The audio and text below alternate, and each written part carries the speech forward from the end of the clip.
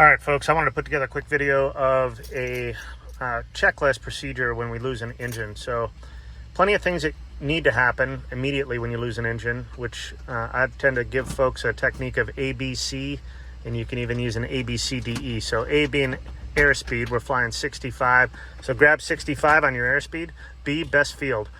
Don't be afraid to really aggressively turn this airplane left and right. I want you looking under the airplane on both sides, because that could be your best field. Especially if you're up at a couple thousand feet, you absolutely have the altitude to take a look over both sides of the field before you decide your best field. Once you decide on a field, don't stick with it. Keep looking for better fields and keep looking for maybe power lines or something, a hazard in the field that you did select.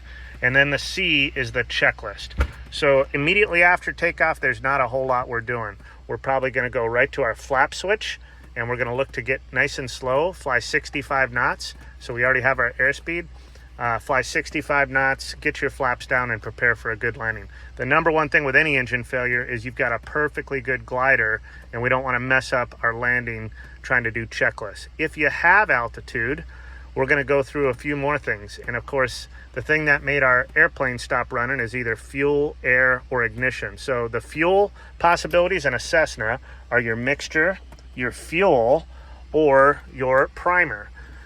For your air, you've got your carb heat. Of course, this affects both fuel and air.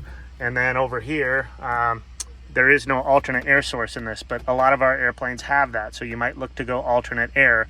And then for our ignition, we're primarily looking for we were probably in both, try left, try right, try both again.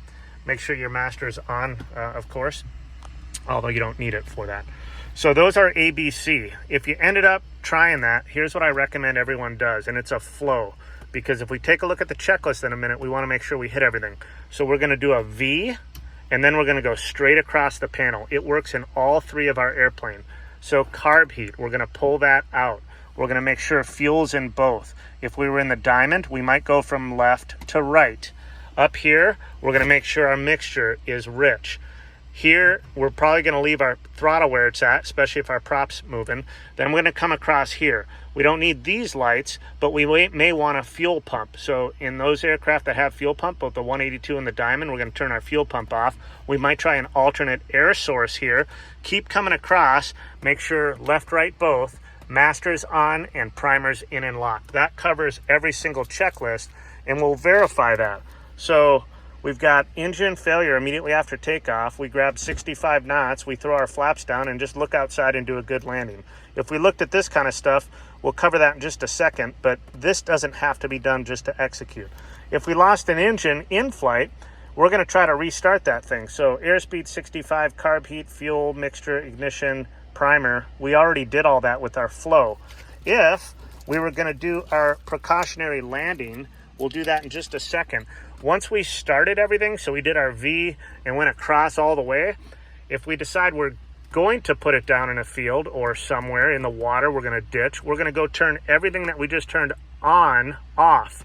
So at that point, we're going to take this, we're going to go to off, we're going to go idle, cut off on the mixture, fuel pump comes off. We're going to go over to here. We're going to turn our ignition switch to the off position, but we're going to leave our master off just for on, because we still need flaps. Once you've got your field and you get to your final flap configuration, that's when you go to your final flap setting and you can turn your master off. A, B, C, D, E, the declare and execute, that's when you go over to here and type in 7700 emergency. Go up to here. I normally tell people to be on guard, so we'll go execute, COM2 on guard 121.5, make your call. Mayday, mayday, mayday, Cessna November 4805 Golf is lost an engine. We're putting it down in a field in Gloucester, 2 miles northeast of the Yorktown Bridge. Final call 4805 Golf, mayday, mayday, mayday. And then the execute part is no matter what you do, don't forget to just fly this plane.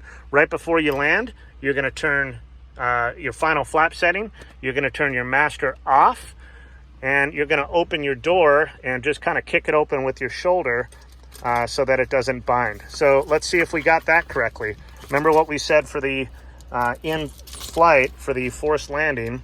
We already did all this stuff with our speed, mixtures cut off, fuels off, ignition off, wing flaps, master off, doors unlocked, touchdown, and brake. So that's how we want to think about our air, fuel, and ignition anytime we lose an engine or have engine problems.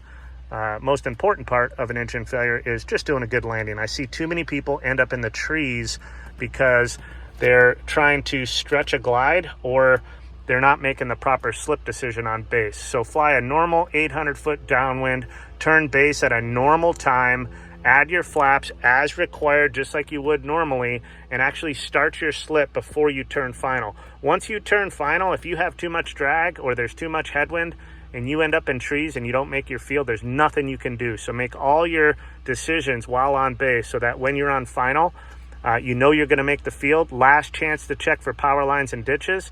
Do that last slip is required so you miss the trees, roll out, and see if you can do a nice, good 2-point landing. And if it's soft field, do a nice 2-point soft field landing.